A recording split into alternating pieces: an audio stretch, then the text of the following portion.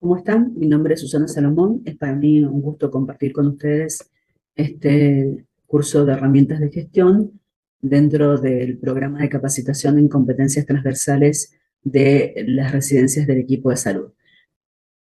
Un poco de tratar este tema dentro de las residencias es porque seguramente ustedes vivieron en sus universidades las características de conocer la identidad de sus universidades y nos parece importante que en las residencias también conozcan las identidades de las organizaciones en las cuales están, la cultura organizacional, el ser, el hacer y el estar de las organizaciones.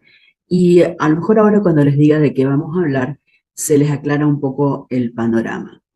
La idea es que hablemos de la misión, la visión, los valores y también de los principios rectores de sus organizaciones y cómo se mueven dentro de ellas, que es la cultura organizacional, lo que vamos a definir como la personalidad o el alma de las organizaciones y por qué es importante conocerlas.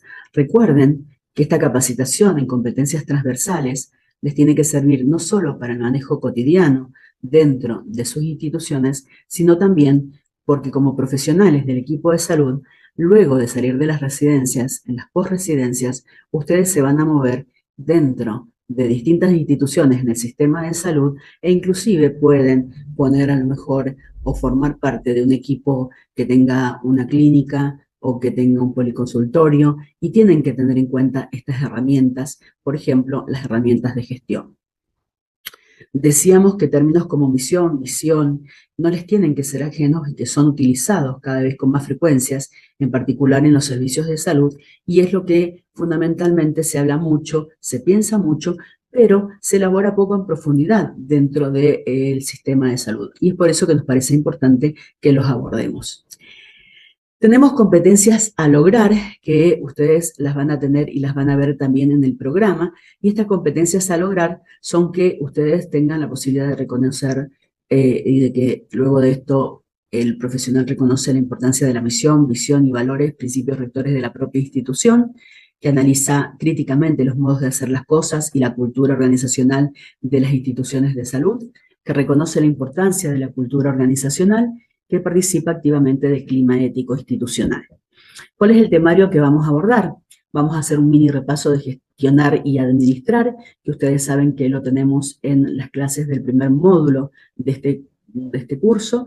Vamos a ver los desafíos de las organizaciones respecto al contexto y también los desafíos de gestión respecto a lo que les contaba que vamos a llamar como el ser, el hacer y el estar, en donde el ser de una organización es la misión, la visión, los valores y principios rectores, el hacer son las prioridades, las funciones y las actividades, el estar es la estructura, el ambiente y la cultura.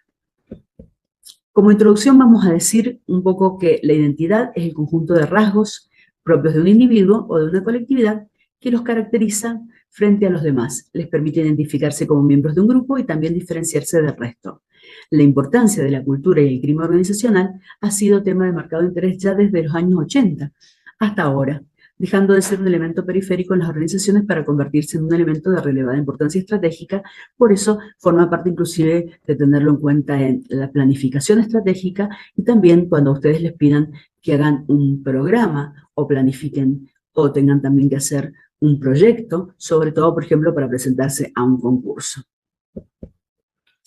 Repasemos un poco qué es gestionar. Ustedes saben que gestionar, a diferencia de administrar, les permite introducir otras perspectivas. Una buena gestión se produce cuando a partir de una determinada asignación de medios se produce o ofrece un bien o un servicio eficientemente con participación de capital humano. También podemos definirla como gestionar son las acciones coordinadas orientadas al logro de los objetivos institucionales, que son la eficacia, con el menor uso de recursos posibles, que es la eficiencia. Y una definición muy bonita dice directamente que es hacer adecuadamente las cosas previamente planificadas para conseguir los objetivos. Mientras que administrar es algo más normativo, es ordenar, disponer u organizar funcionando en condiciones satisfactorias de orden, da la regularidad y la calidad técnica. ¿Qué diferencia hay, supónganse, en sus hospitales, en sus servicios? Cuando estamos hablando de administrar, estamos hablando a lo mejor del servicio de personal, en donde nos dice cuántos días, cuántas licencias, qué horario, es decir, bien lo administrativo, mientras que el que gestiona es el Departamento o Servicio de Recursos Humanos, que nos debería decir, supónganse, cómo capacitarnos, cómo formarnos. Esa es la característica de gestión versus administración. Hay un autor que cuando hace la diferencia entre gestión versus administración, dice que administrar son los conocimientos y herramientas normativas más centradas en los procesos. Es ordenar, disponer de recursos de forma racional o según algún criterio lógico. Sincronizar conductas, mientras que la gestión se asocia más a los resultados, un enfoque más estratégico, orientado hacia los actores, es decir, hacia el talento humano. Fundamentalmente, gestión es conducir personas. La gestión es siempre, en primer lugar, de recursos humanos. Conducir siempre sincronizando voluntades. Entonces, ahí está un poco la importancia de diferenciar todo lo que está relacionado con estas dos grandes diferencias.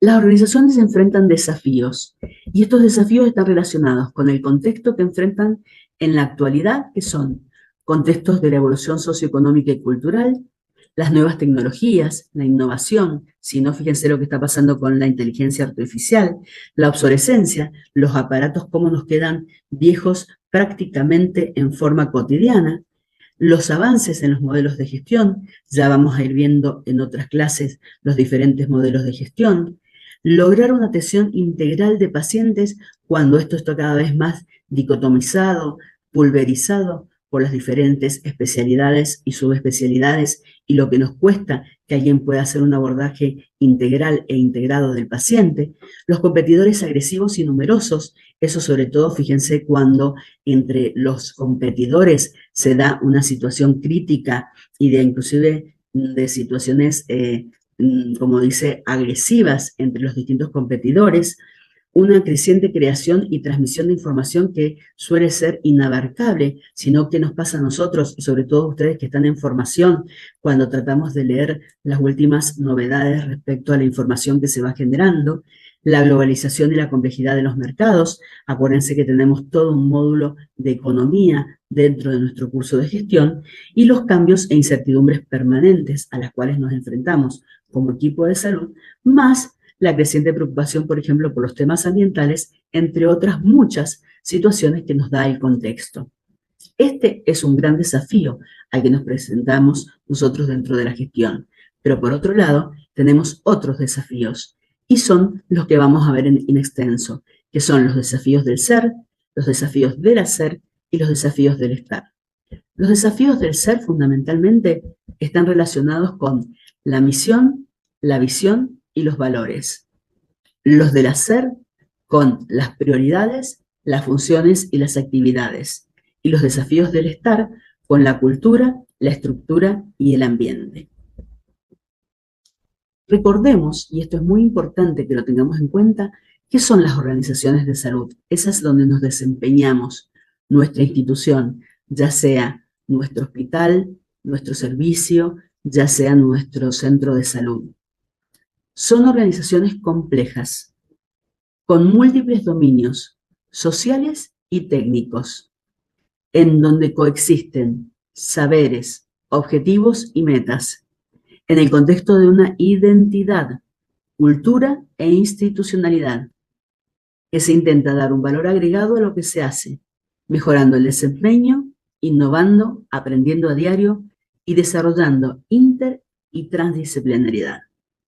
Tenemos en otra clase un poco de abordaje específico a esta definición, pero quería destacar que nosotros tenemos que tener en cuenta esto de múltiples dominios sociales y técnicos. Fíjense que nuestras instituciones se mueven realmente diferentes características de personas que abarcan todos los dominios sociales y técnicos, porque tenemos profesionales de distintas características, en donde tenemos profesionales de pregrado, con tecnicaturas, licenciaturas, los profesionales que pueden ser médicos, odontólogos, psicólogos, los trabajadores sociales, Es decir, todo el equipo y el espectro del equipo de salud, además de el personal de apoyo, que pueden ser los administrativos, el personal de maestranza, en donde tenemos los plomeros, las personas de, a lo mejor, las características de la limpieza, las personas de seguridad, las personas relacionadas con otros quehaceres que tienen sus propios dominios. Entonces, ahí coexisten múltiples dominios sociales y técnicos, con saberes de cada uno, con objetivos y metas, con esta identidad y cultura que vamos a ver en el día de hoy, y que todos tratamos de darle un valor agregado que es devolverle la salud, acompañarlo a lo mejor en la enfermedad, acompañarlo en el final de vida, a esa persona que viene a buscar una solución a un problema que ha hecho entrar en crisis, a lo mejor su situación particular, o bien a lo mejor para alguna actividad preventiva o de promoción de la salud, en donde todos tratamos de mejorar nuestro desempeño, innovar y aprender. Por eso una de las funciones y misiones de, por ejemplo, los hospitales, también está la docencia y también está la investigación, y también dice esta definición, desarrollando interdisciplinaridad y transdisciplinaridad, que ya lo vamos a ver en otra clase. Entonces decíamos que la gestión institucional tiene desafíos que son el ser, el hacer y el estar, en donde el ser es la visión, la misión, los valores y los principios rectores. ¿Qué es la visión? Bueno, la visión la definimos con el qué queremos ser. Es lo que la organización pretende alcanzar a largo plazo. Es lo que podríamos llamar el horizonte. ¿Cómo definimos la visión? Haciéndonos estas preguntas. ¿Cómo queremos que nos vean? ¿Qué aspiramos llegar a ser? ¿Qué imagen nos impulsa? Mientras que la misión es ¿qué somos?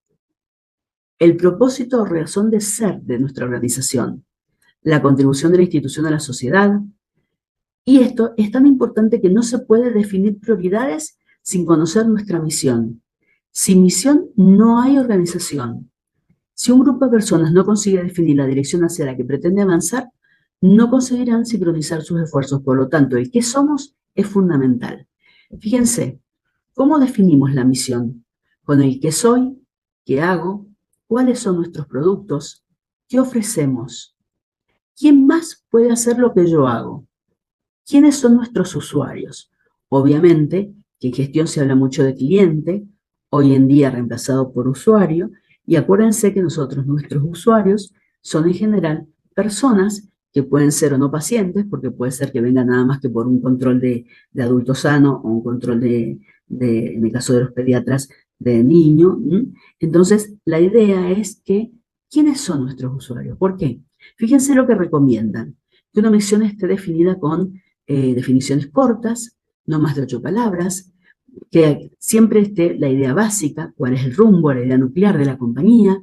Del enunciado se debe inferir quién es el usuario, identificar premisas de valor, y cuando uno tiene que definir una misión, si hay dificultades, hay que identificar primero la visión, avanzar hacia atrás, definir la meta. Entonces, esa es la misión. Existen también los valores, que es lo que importa, base sobre la que asienta la cultura de la organización. Es el soporte para la visión y la misión. Es el ser de la organización. No es solamente el qué, sino también el cómo. Cómo se hacen las cosas resulta tan importante como cuáles son las cosas que se deben hacer. Esos son los valores. Entonces, fíjense, las preguntas que yo me hago para aclarar los valores de mi institución son: ¿cómo se trata la gente entre sí? ¿Qué es lo importante para la gente de esta organización? ¿A quiénes admiran? ¿Qué cosas no estarían dispuestos a hacer? Fíjense, esta es la identidad de una organización. Arranca con los principios o valores éticos, en donde están valores éticos o principios rectores, en la base de la pirámide, la cultura organizacional, los valores estratégicos, la misión, la visión. ¿Qué son los valores éticos o principios rectores? Son las creencias y convicciones que impulsan de modo sustancial la conducta de las personas en una organización. Es el modelo o línea de conducta a seguir. Por ejemplo, son valores éticos o principios rectores que uno puede inclusive declamar para que todo el mundo conozca cuáles son los valores éticos y principios rectores de mi institución, la ética, la calidad, la seguridad, la honestidad, la puntualidad, la disciplina, la cordialidad, por ejemplo. La cultura organizacional la vamos a ver en extenso, pero la podríamos definir como códigos o reglas de juego. Los valores estratégicos son las convicciones que guían la organización, son los valores que van a establecer las prioridades y son las bases de mi misión y mi visión. Los factores estratégicos críticos de éxito, ¿cuáles son? Por ejemplo, podrían ser la calidad, los productos que ofrezco, la tecnología que utilizo, mis recursos humanos, las necesidades de los usuarios o las capacidades de servicio o de producción. La misión que dijimos recién es el qué somos. Quiero que retengan el qué somos, promoviendo acciones orientadas al propósito común. Tiene que estar claramente definida. Y la visión, ¿qué queremos ser? La misión que define el éxito y establece las reglas básicas por las cuales una organización alcanzará el éxito. Esto es la identidad de la organización. Es el core de la organización. Veamos un ejemplo.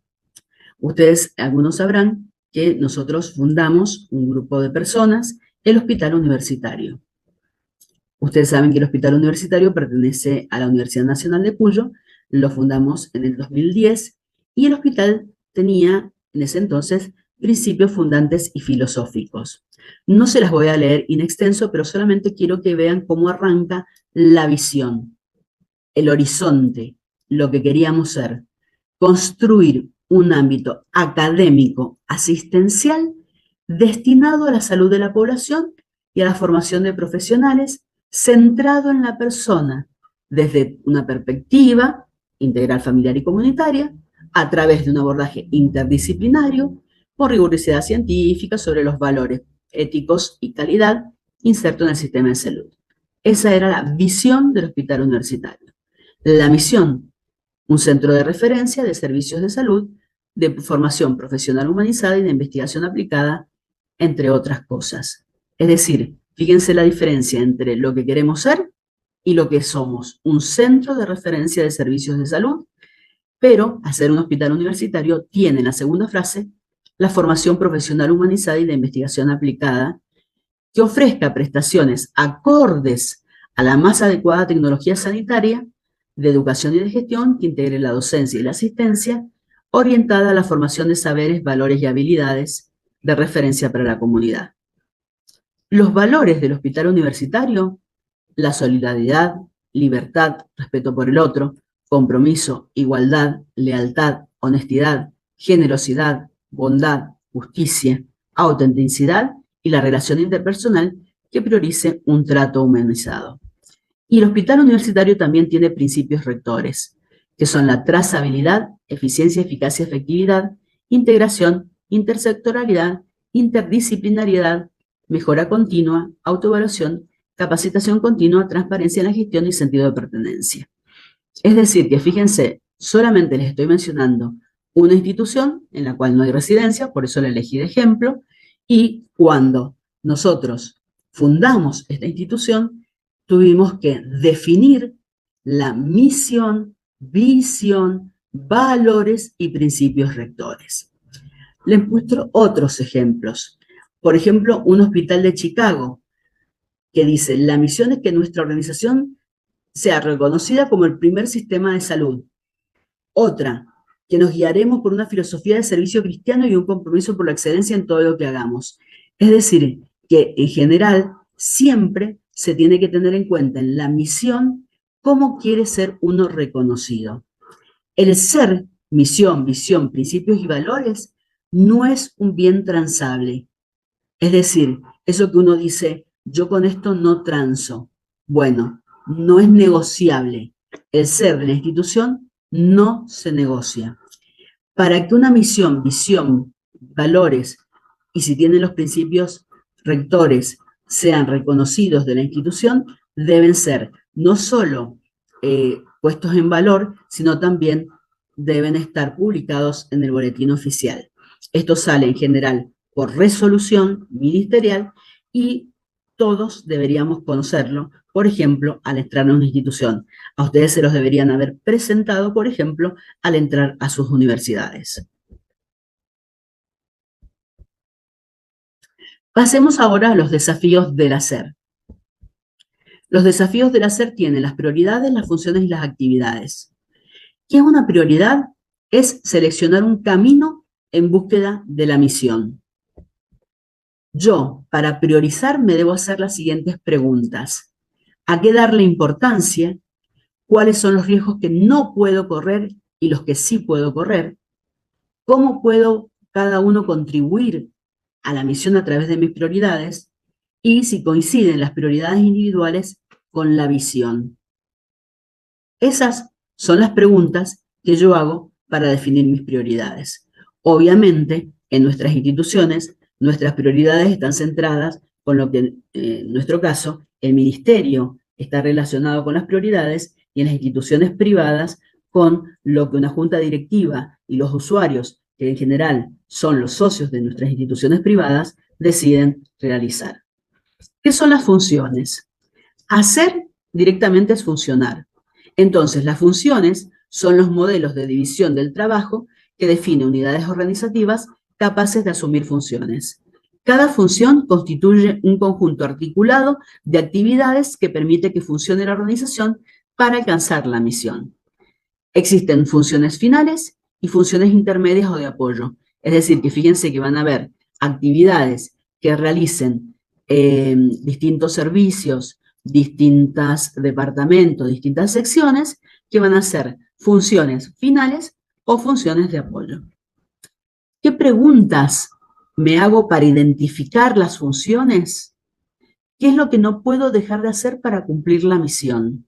Por ejemplo, si mi función es llevar a cabo todas las actividades como servicio relacionadas con el laboratorio, no puedo dejarlas de hacer para cumplir con la misión, que es atender adecuadamente a los pacientes para llevar a cabo, por ejemplo, ser un prestador de servicios de excelencia en salud. ¿Qué está relacionado con mis objetivos finales? Los tendré que establecer previamente. ¿Y qué de lo que hacemos es nuestra esencia? Nos permite ser y que nos ayuda a hacerlo. Veamos las actividades. El trabajo organizado de forma de que cada actor involucra o asume en conjunto sus tareas más o menos estandarizadas. Es decir, que las actividades son a las personas lo que las funciones son a los servicios, departamentos o secciones. ¿Qué preguntas hago para analizar las actividades? ¿Estas actividades se pueden describir con precisión a través de tareas? ¿Cuán estables y rutinarias son estas actividades? ¿Qué mecanismos de supervisión y control tienen esas actividades? ¿Cuáles deberían tener? Y así hemos visto los desafíos del hacer. Vamos a pasar ahora a los desafíos del estar. ¿Cuáles son los desafíos del estar? El ambiente, la estructura y la cultura organizacional.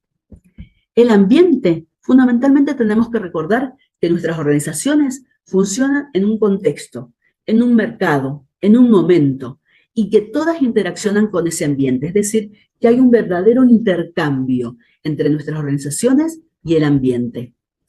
¿Cómo nos relacionamos con el medio? Sería una pregunta para analizar nuestro ambiente. ¿Qué externalidades nos afectan y cómo nos afectan?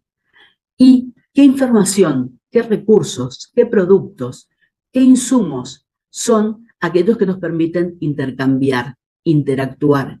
¿Cómo interactuamos con esos? Ustedes fíjense cuántas veces un recurso que no llega no nos permite llevar a cabo una tarea, por ejemplo, una cirugía particular o una función. No nos permite llevar a cabo muchas cirugías en general.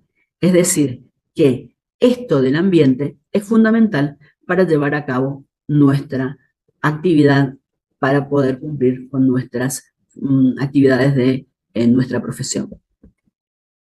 ¿Qué pasa con la estructura?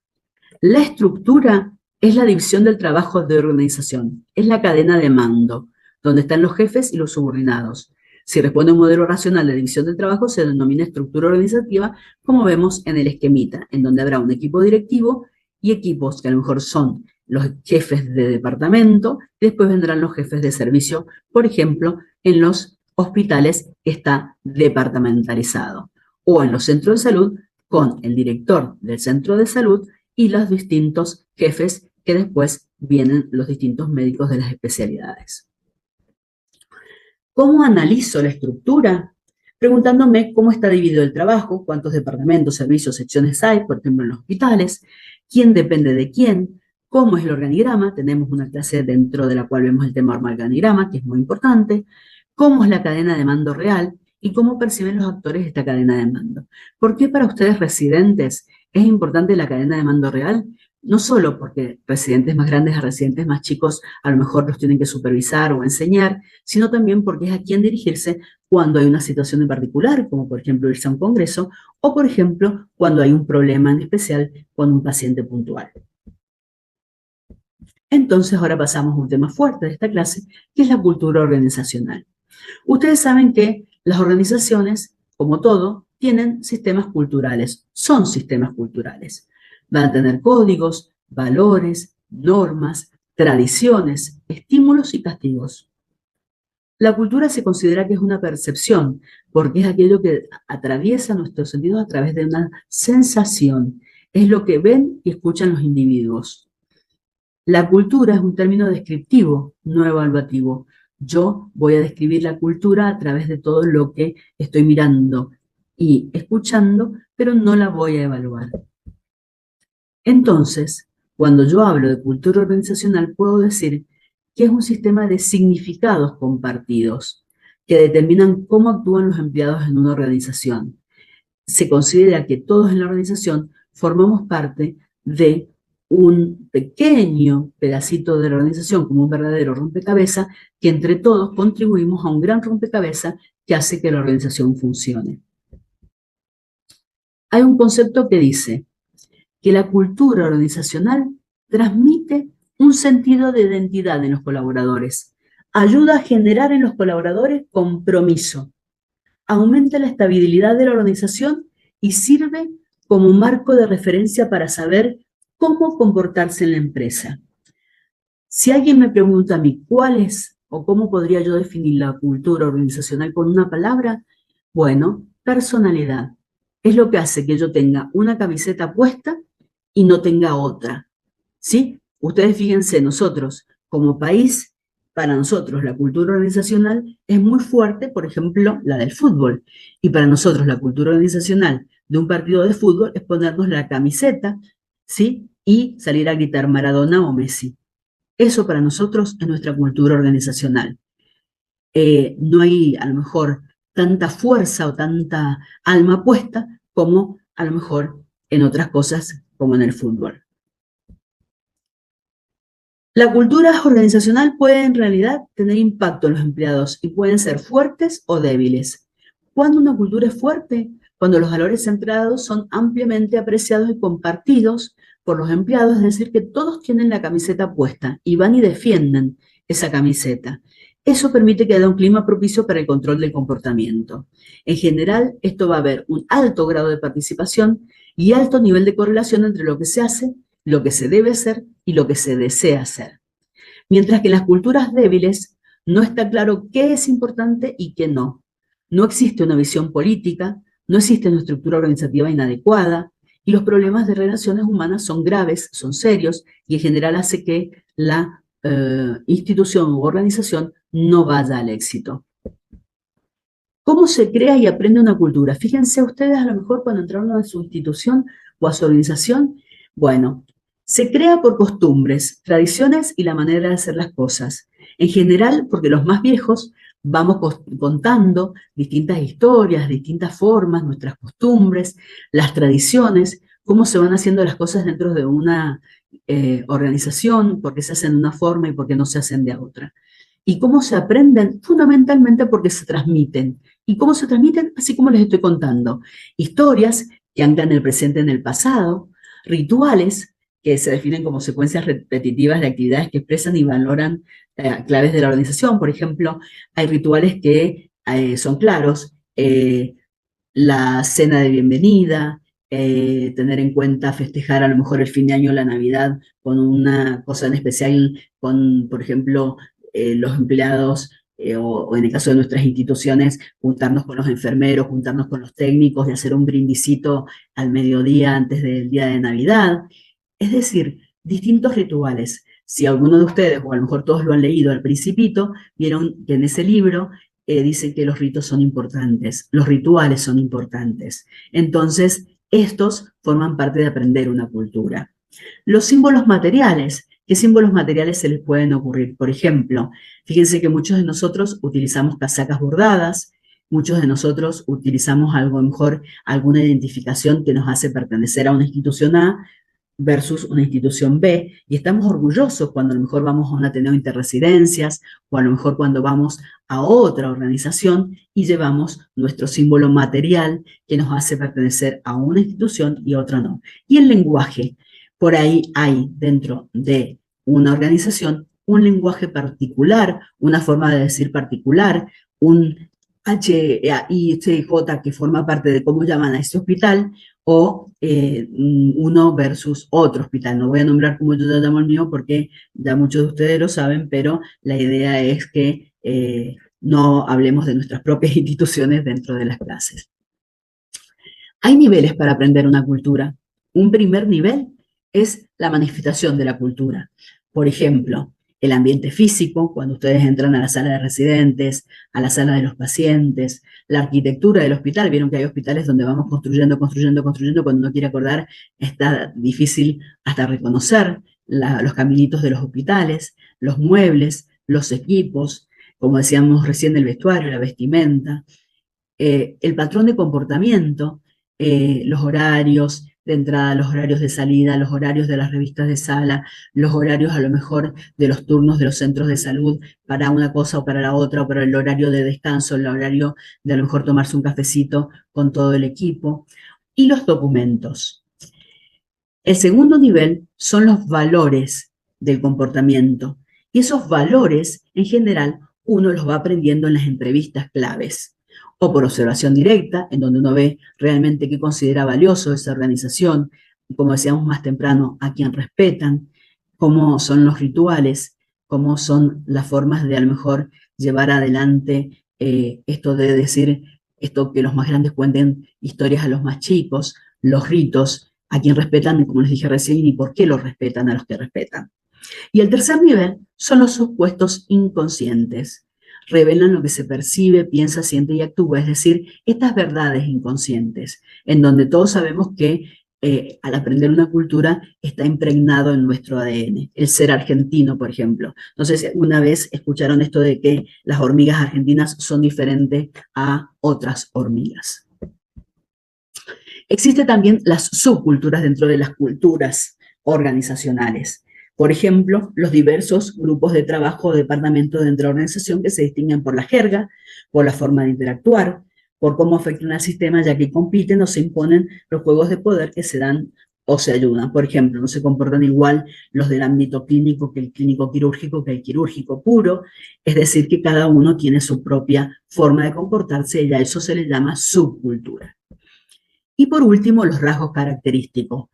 Hay la identidad de los miembros, que estuvimos mencionando algunos ejemplos, la innovación y adopción a riesgos, la atención a los detalles, la orientación a los resultados, o a lo mejor orientarse más hacia la gente, hacia el talento humano, o orientarse más hacia el equipo de trabajo o el grupo. Ya vamos a ver en otra clase que no es lo mismo equipo que grupo. Acuérdense que un equipo nos llevó a ganar un mundial. Durante años los grupos no nos permitieron ganarlo. Digo como ejemplo futbolero para que sepan la diferencia entre equipo y grupo.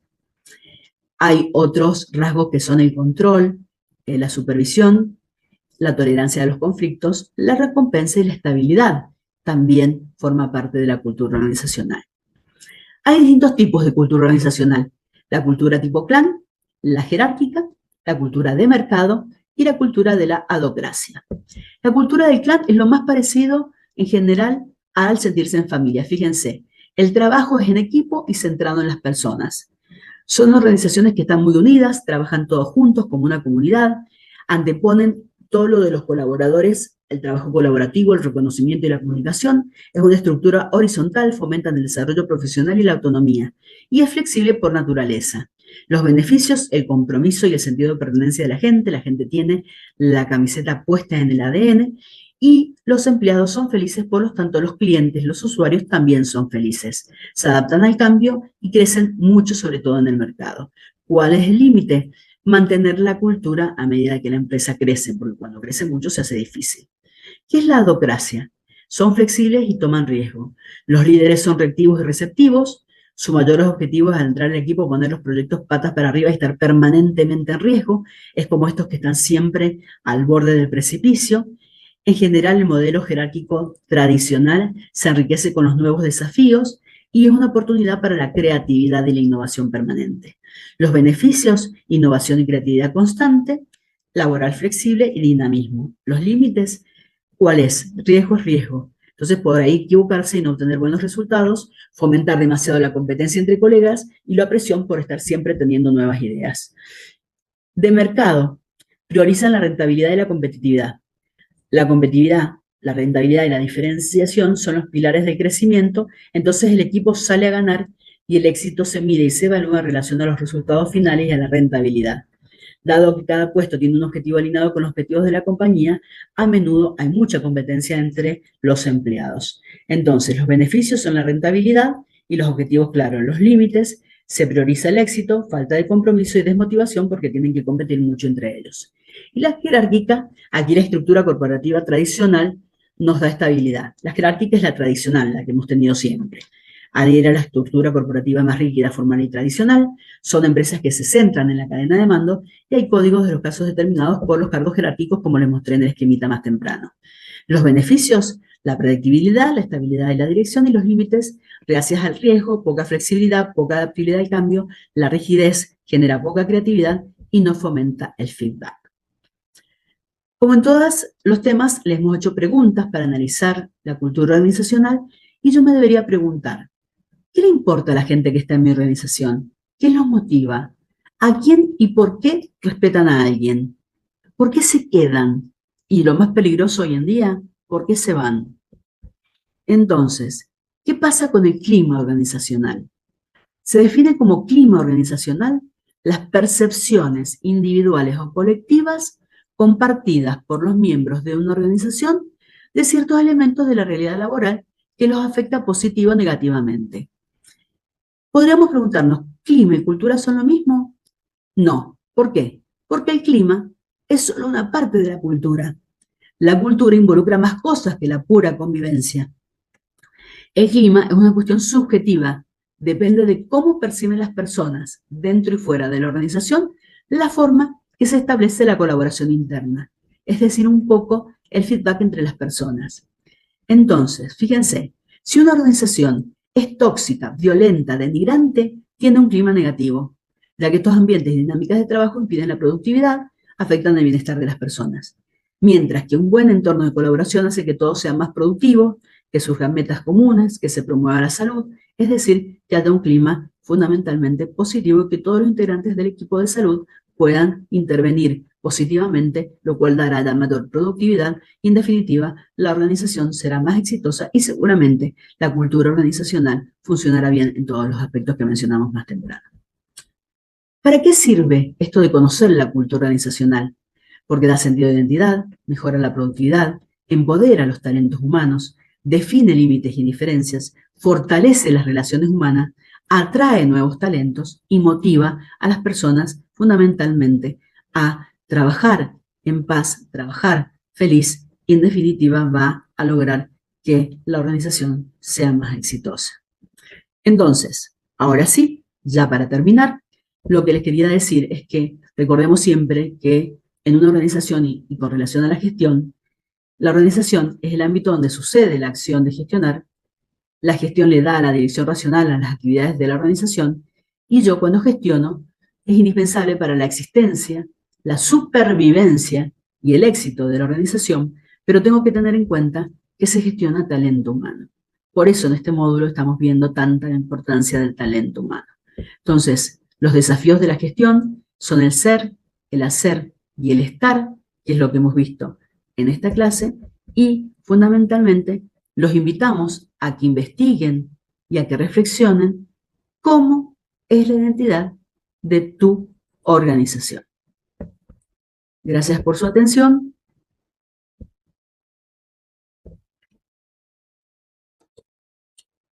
Y seguramente nos vamos a ver en alguna otra actividad.